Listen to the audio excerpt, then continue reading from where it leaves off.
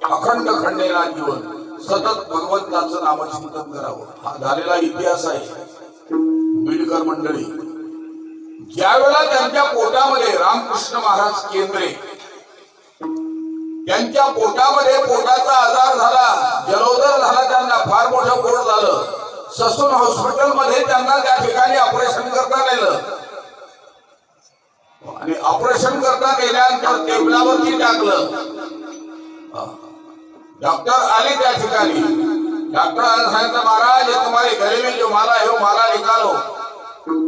ऑपरेशनच्या वेळेला काही ठेवत नाही, तो सगळा असतो फक्त दवाखान्यातला. काढा म्हटले ती माला मत काढो. महाराजांना हिंदी येत नव्हतं. माला निकालनी पडेगी. त्यावेळेला महाराजांच्या डोळ्यातून अश्रूंच्या धारा वाहू लागल्या. रामकृष्ण हरी. त्यावेळेला डॉक्टरांनी सांगितलं आप तुम्हारा रामकृष्ण हरी क्या करेगा, अब क्या होने वाला है रामकृष्ण हरी से. महाराजांनी त्या ठिकाणी टाहू फोडला. कोडे उंतला हिरवार गेजा लाया, वेळ का सकया लाविला रामकृष्ण हरी. शस्त्रागारामध्ये काही ऑपरेशनची शस्त्र विसरले, त्या कंपाऊंडरने आणलेले म्हणून डॉक्टर स्वतः गेली. ती पेटी उघडली आणि आधी सूक्ष्म असणारे शस्त्र ते डॉक्टर घेऊन आले. ते शस्त्र आणण्याकरता गेल्यानंतर 15 सेकंदाच्या आत हरिभक्तीपरायण वैकुंठवासी रामकृष्ण महाराज केंद्रे यांच्या पोटातला आधार कुठं गेला काही सुद्धा पत्ता लागला नाही. एकदम साफ झालं. त्यावेळेला डॉक्टर आले, त्यांनी बघितलं ये पेट को क्या हो गया, आपने संडास तो नहीं कर दी. सांगितलं नाही. बीमारी कहाँ है, मला काय माहिती बीमारी. अरे कैसा हो गया.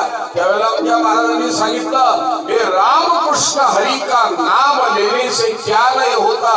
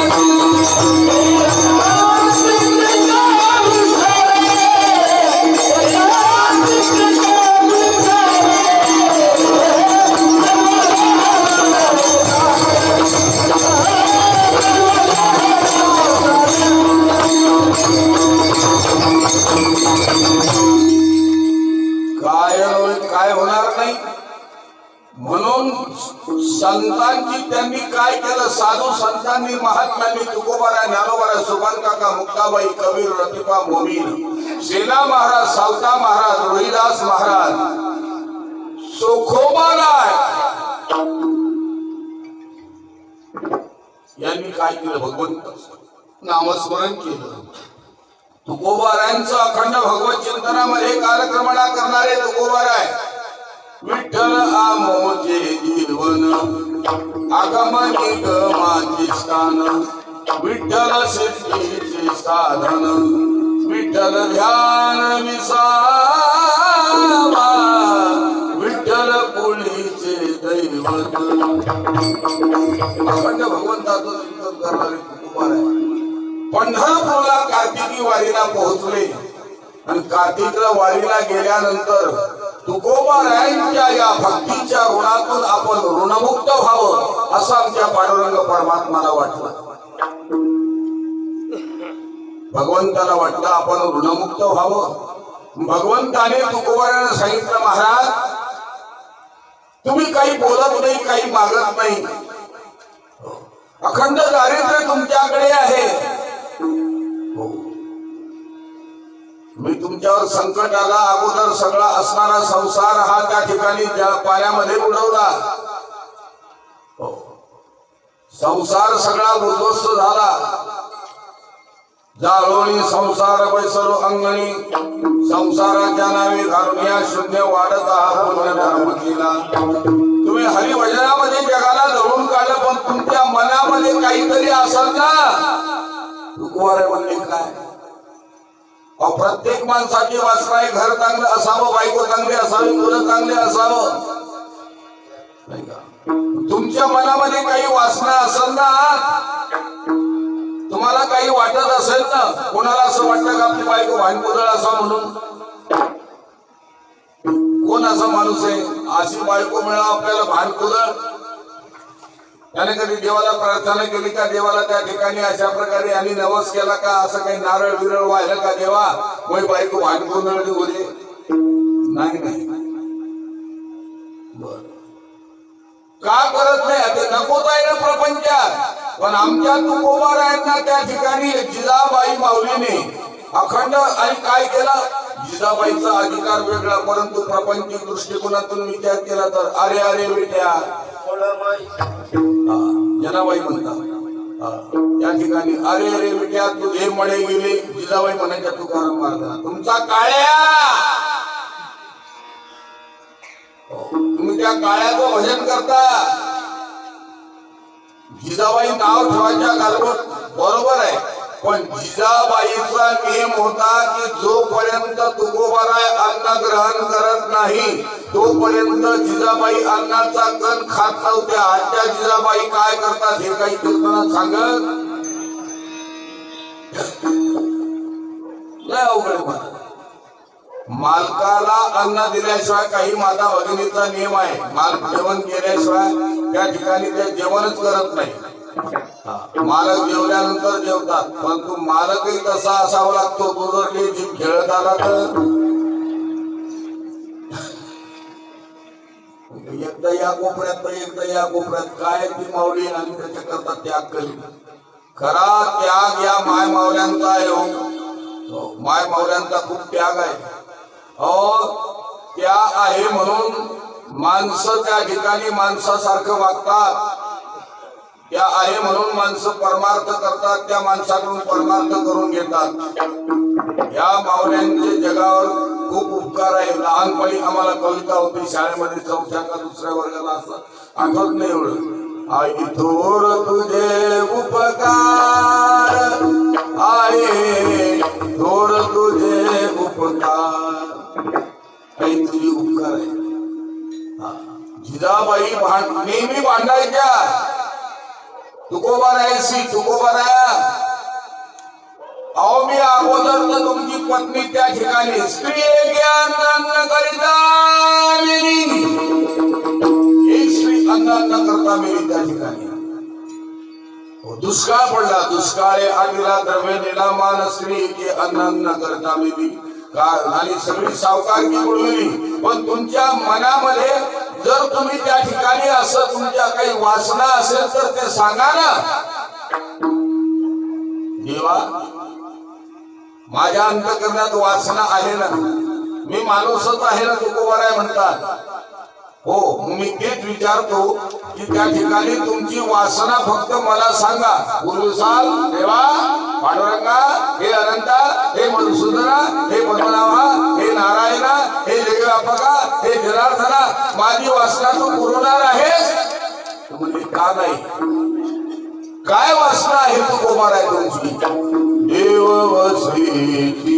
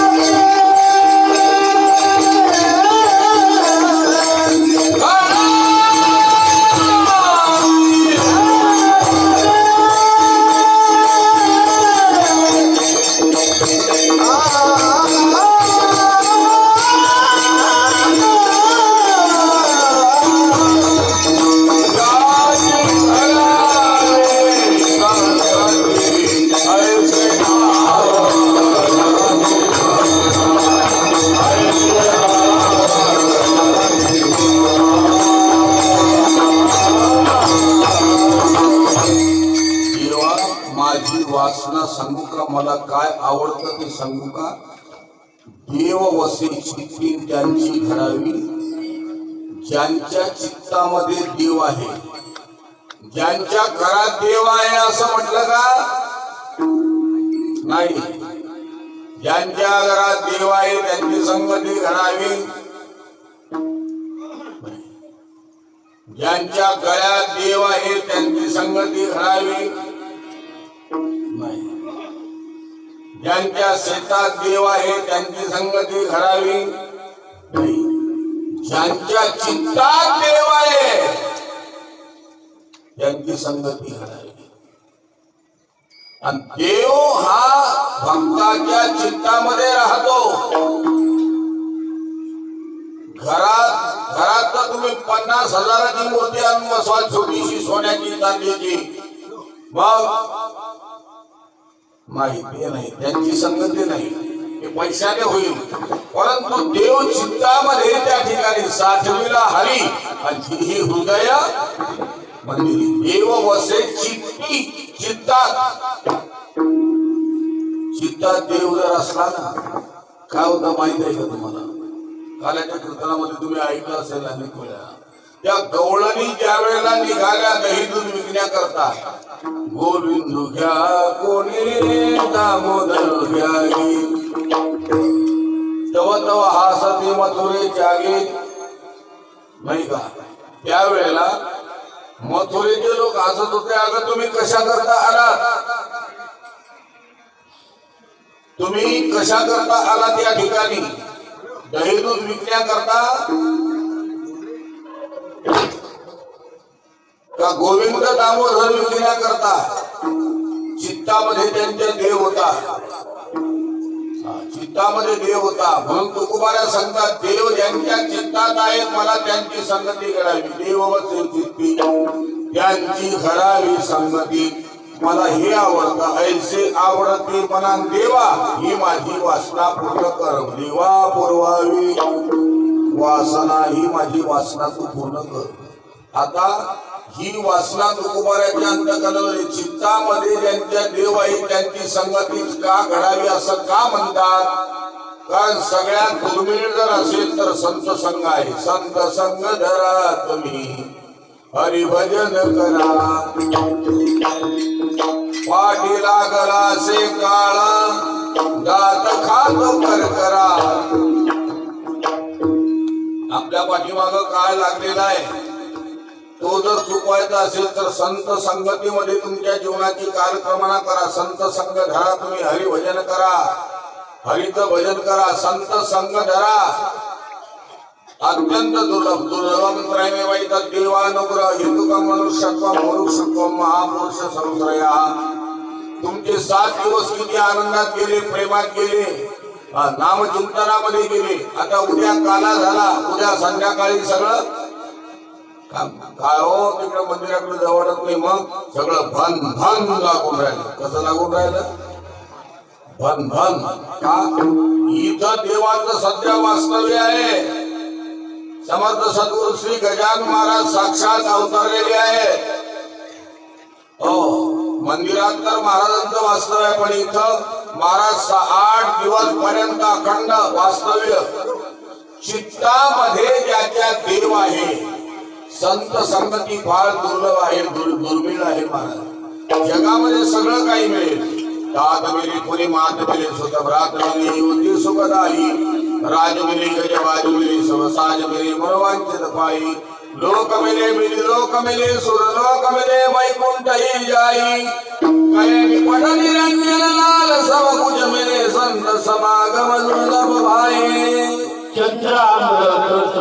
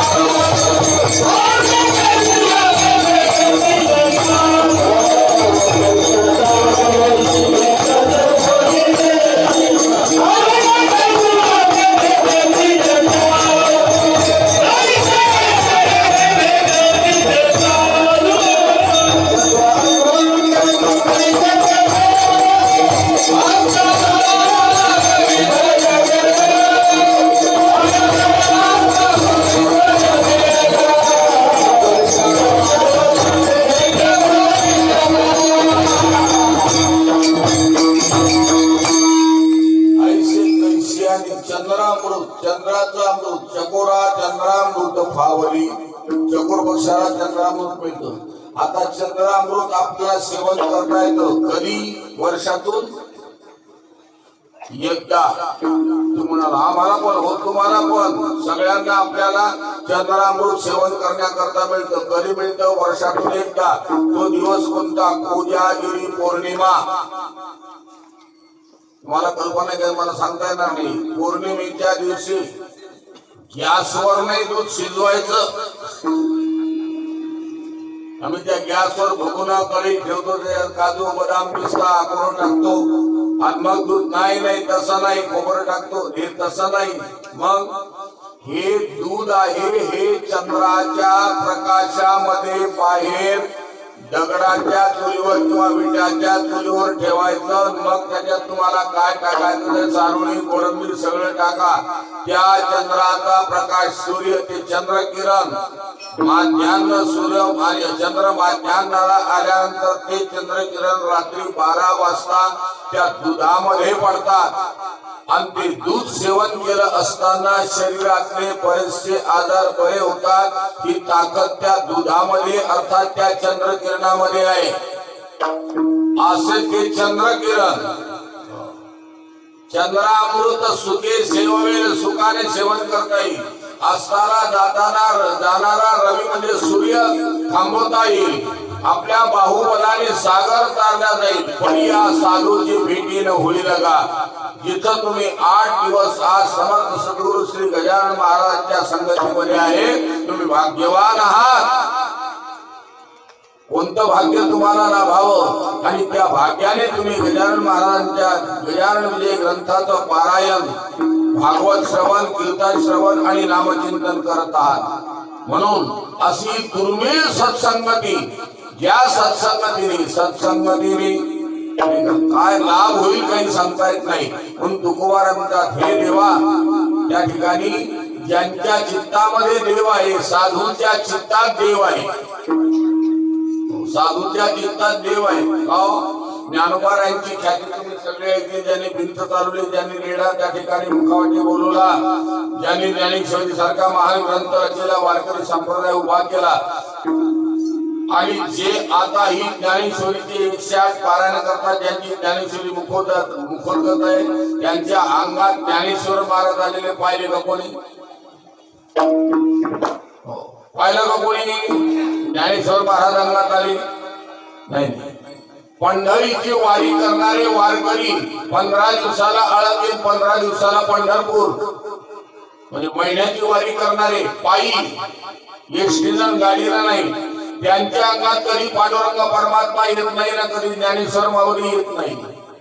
त्यांच्या चित्तामध्ये देव आहे. देव बसे चित्ती त्यांची हरावी संगती. देवा ऐसे आवडते मना, देवा पुरवावी वासना.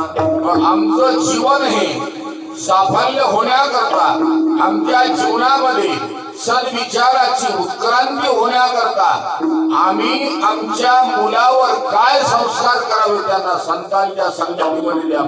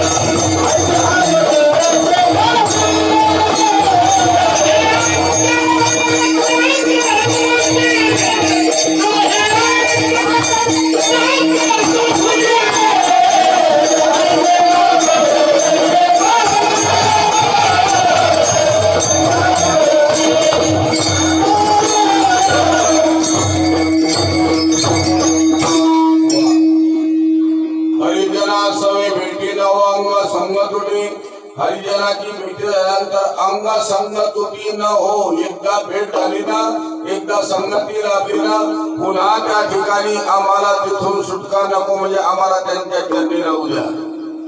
हो का? संत चरण रज लागता सहज, वासनेचे बीज जळून जाय. वासनेचं बीज हे समूळ नष्ट करण्याची ताकद संतांच्या चरणामध्ये आहे. पण तुम्हाला भलं जीवन जगायचं आहे का? तुका म्हणे तुका म्हणे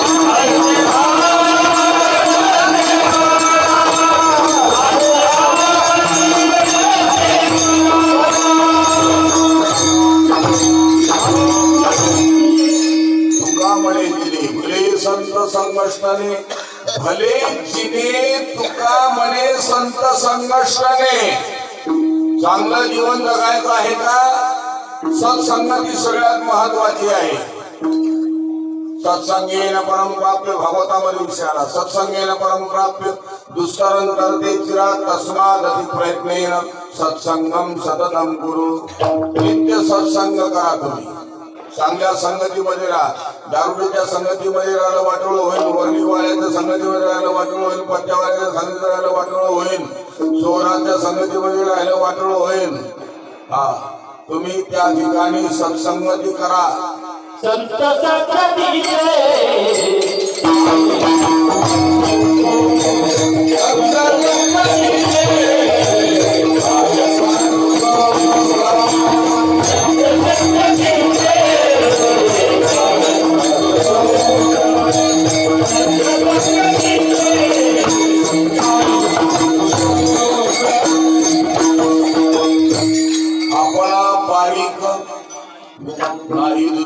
संत संगतीचे काय गोड चाल आहे संत संगतीचे काय वेळे अभावी थांबवली बरं का नाही तर कोणी म्हणत चुकलो काय का लोक काय गोड चाल आहे संत आणि क्लासिकल चाल आहे संत संगतीचे काय सांगू सुका आपण पारी केलेलं काही संत संगती सारखं दुसरं सुखच नाही महाराज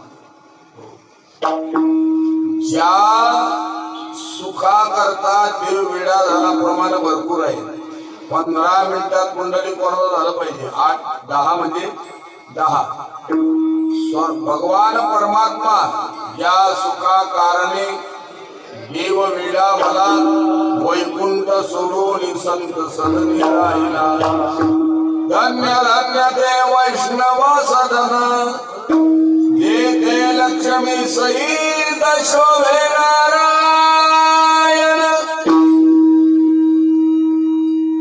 वैष्णवाच्या घरी देव वैष्णवाच्या घरी येऊन राहिले एक महाभारतातलं नुसतं दिग्दर्शन करून जातो ज्यावेळेला शिष्टाई करण्याकरता भगवान श्रीकृष्ण परमात्मा दुर्योधनाकडे आले त्यावेळेला जेवण त्यांनी दुर्योधनाकडे केलं का काकाकडे केलं कोणाकडे केलं काकाकडे केलं विदुरा घरच्या भक्षुणी कन्या विदुरा घरच्या भक्षुणी कन्या परमानंदे धारा परमानंदे धारा मनमोहन मनमोहन मुरली वाला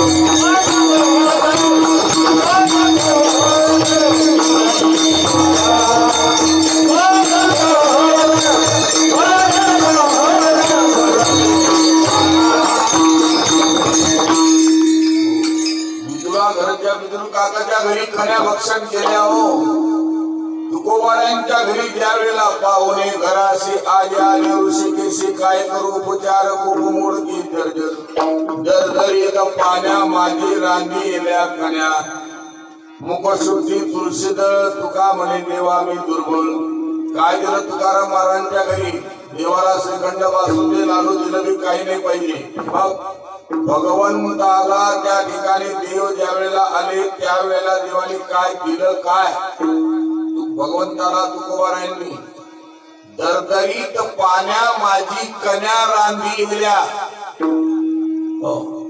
देवी त्या ठिकाणी कन्या दिल्या त्या कन्या कशा होत्या दरदरीत पाण्यात दरदरीत थोडस आपलं तुम्ही इकडं जर गेले ना अकोला वर्धा इकडं वरण कसं असतं खाण्याकरता घट्ट वरण घट्ट असतं थोडस अलीकडं आले की त्याच्यापेक्षा थोडं पातळ आपल्या चिखली तालुक्यात बरे चिखली तालुक्यात मी अवघा महाराष्ट्र फिरलो महाराष्ट्रातला तुमच्या सगळ्यांच्या आशीर्वादाने एकही जिल्हा शिल्लक राहिला नाही फार ठाणे कुलाबा रत्नागिरी सांगली सातारा वगैरे वगैरे सगळं काहीच नाही इकडं फार खानदेश इकडं मराठवाडा पूर्ण परंतु चिखली तालुक्यासारखी वांग्याची भाजी कुठंही होत नाही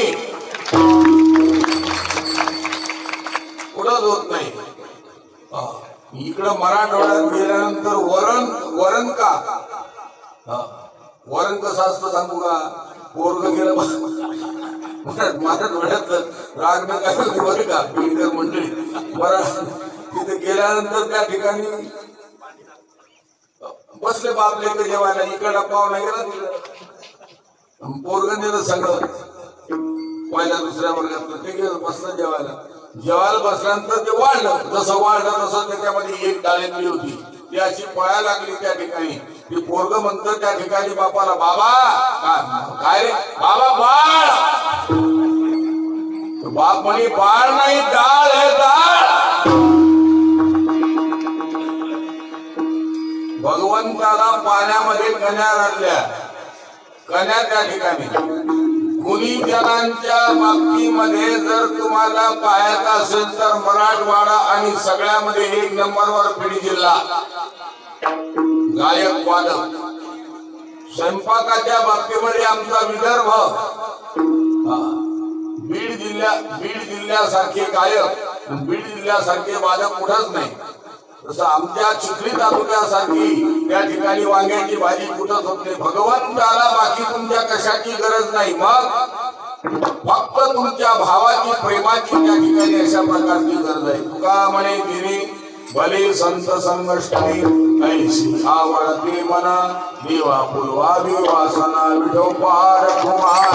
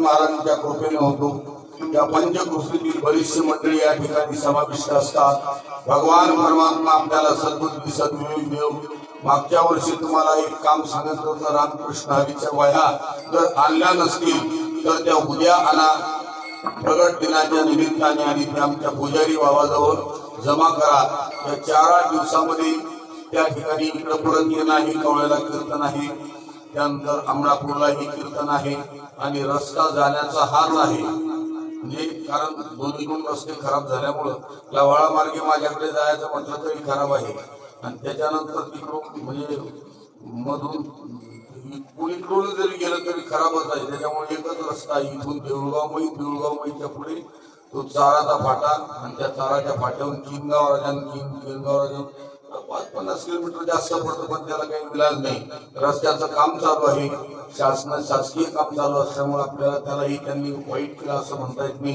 हे सगळे रस्ते झवळून निघत आहेत आनंद आहे सगळ्यांनी उद्याच्या दिवशी आणि आपल्या पुजारी बाबाजवळ त्या वह्या जमा करा पुजारी बाबा नसल्यामुळे मोरे बाबा हे खडके साहेब आहेत त्यानंतर आमचे सुरतकर साहेब आहेत तुम्ही अशा प्रकारे सर्वतोपरी सहकार्य करता भगवान परमात्मा समर्थ सद्गुरू श्री गजानन महाराज तुम्हाला सद्बुद्धी देऊ ही मी महाराजांच्या पवित्र चरण कमलाशी नम्रतेची विनंती आणि अशा प्रकारे दंडवत करतो सगळ्यांनी फक्त 5च वेळेला त्या ठिकाणी नाम घ्यायचं आहे आणि माऊलीचं भजन म्हणायचं आहे कोणाचं गजानन महाराजांचं सगळ्यांनी कोणी राहू नका टाळ बंद पप्पात बंद फक्त तुम्ही पुढं म्हणतो तुम्ही पाठीमाग म्हणा ओम नमो भगवते गजाननाय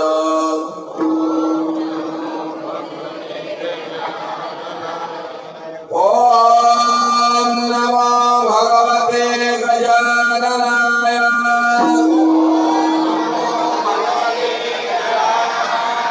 ओम नमो भगवते गजाननाय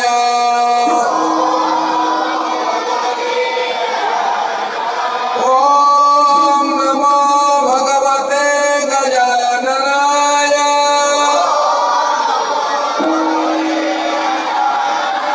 ओम नमो भगवते गजाननाय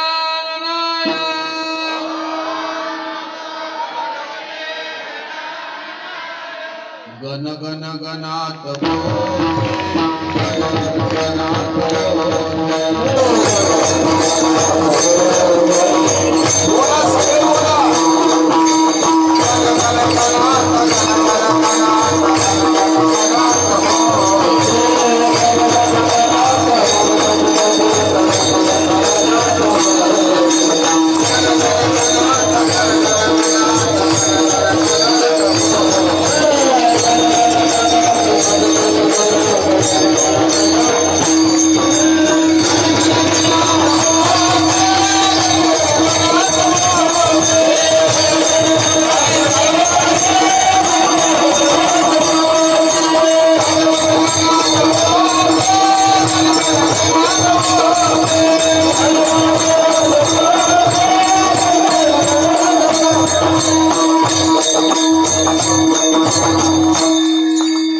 झालेली सेवा महाराजांच्या पवित्र चरणी अर्पण करू. तुम्हा सर्व मायबापांना गुरुजनांना द्यावे तेवढे धन्यवाद कमीच आहे. आणि सगळ्यात धन्यवाद जर द्यायचे असतील तर आमचे साऊंड सिस्टीम वाले त्यांना द्या, कारण त्यांच्याकरता सगळ्यांनी टाळी वाजवायची. कुठं खूर नाही, खूर नाही, खूर नाही, खूर नाही. एकदम हे संतांचे असणारे विचार आणि शास्त्र तुमच्यापर्यंत पोहोचण्याचं कार्य ज्या ध्वनी क्षेपणास्त्राच्या माध्यमातून केलं जातं आणि त्याचं जे ऑपरेटिंग असतं, ऑपरेटिंग सगळ्यांना जमत नसतं. आता दादांचं नाव माहिती मला. अतिउत्तम ऑपरेटिंग, अतिउत्तम, अतिउत्तम. तुमच्या या ऑपरेटिंगला त्या ठिकाणी उपमा नाही. असंच त्या ठिकाणी परमार्थामध्ये तुमचं सहकार्य आमच्या या गजानन महाराज संस्थानला